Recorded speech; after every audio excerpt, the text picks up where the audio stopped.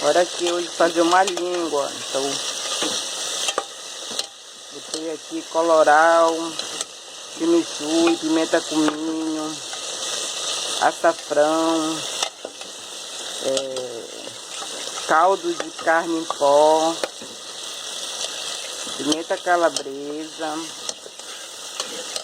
alho. Estou dando uma fritadinha nela.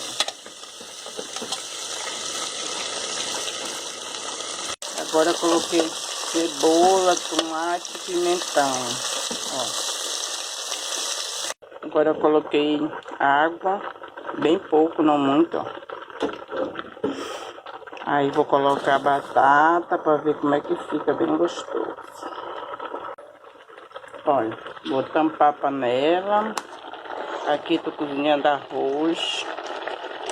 Aquele arroz lavado que a gente cozinha só com sal e depois escorre na peneira, ó.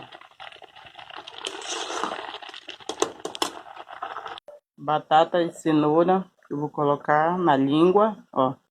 Tá aqui com um pouquinho de água que eu coloco para não ficar escuro, né? Ó.